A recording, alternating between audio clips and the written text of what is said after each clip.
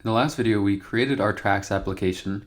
We created our track model to model our track data. We ran migrations on our database to update it according to the track model. Now we want to work with some actual data. So the easiest way to create data in a Django application based off of a model, instead of using the admin panel that's built into Django, we can just use the Django shell.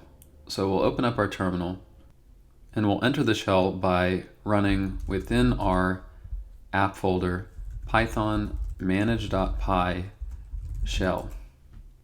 And once we see that we have our interactive console open, we want to create new tracks. To create a track based off of the tracks model, we need to import it. So in the first line, we'll say from tracks.models, from our models.py file, import track. Then we'll hit enter.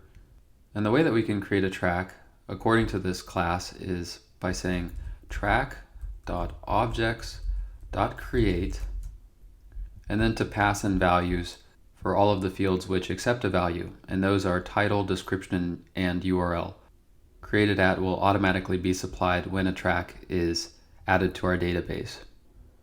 So for the title, we'll say that's the string track1, the description, track1 description, and then the URL, https track1.com. And when we hit enter, we should see track object 1 indicating that one new track was created. Let's copy this line and make another. You may need to write it out again. And once you're done creating tracks, you can exit the shell by running exit and 2 parentheses like so. So we've added a couple of tracks to our database. Now let's bring in Graphene Django so we can actually query for these tracks. So to configure Graphene Django so we can start working with GraphQL, we need to tell our Django project about it. Once again, we need to head to app settings.py and reference Graphene Django in our installed apps. So we'll add it above our tracks app, and the name of it will be Graphene_Django. We're going to be creating a schema with Graphene Django just like we did in our previous section, in our previous application.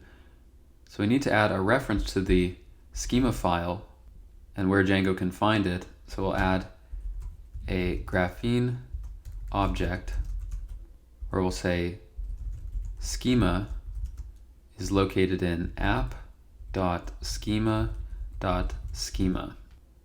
We'll begin by heading to our tracks app and creating a new file within it called schema.py. So tracks will have its own schema file.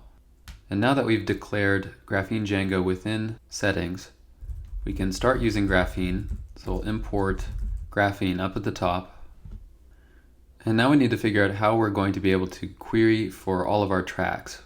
We want to get a list of tracks, but before we create our query and our root query type, we need to tell Django, Graphene Django I should say, about the shape of our track data. So instead of having to rewrite our track model within models.py, we can just import our track model and include it within our schema. So we'll import the track model by saying from .models import track. And then we're going to create an individual type that our track model is going to be passed to. We'll create a class called track type, and this is going to subclass from the class Django object type. Remember that in the past we used Graphene object type. In this case, we need to import from Graphene_Django Django object type. So for track type to inherit the structure of track, we'll pass that in a inner class called meta. And on this meta class, we'll assign the field model to our track model that we're importing. And now the rest of this is pretty easy. We can create our root query type, which does subclass from graphene.objectType. And to create our tracks query to get all tracks as a list, we can say graphene.list and pass track type to it. So we're going to get a list of data that conforms exactly to how our track was modeled. And then to resolve this query, we'll add our resolver function called resolve tracks, which will take self and info. We don't need to pass any arguments to it. And then we can return to get all of the tracks from our database track.objects.all. Now we haven't created our schema just yet, and our schema isn't going to be made in the tracks folder. Instead, it's going to be made within app.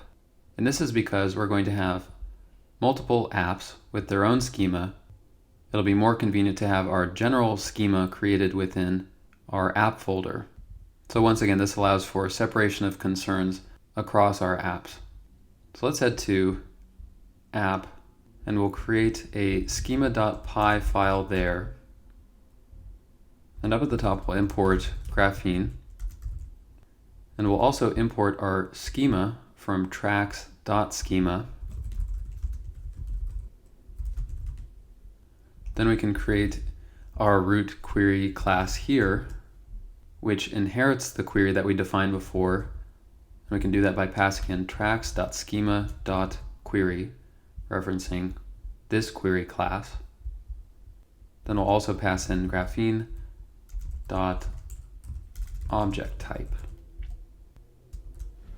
We don't need to provide anything here within this class, we just need to add the keyword pass. And then underneath, we can create our schema. Once again with graphene.schema, and that receives the query, the root query class, and then we'll put our created schema within a schema variable.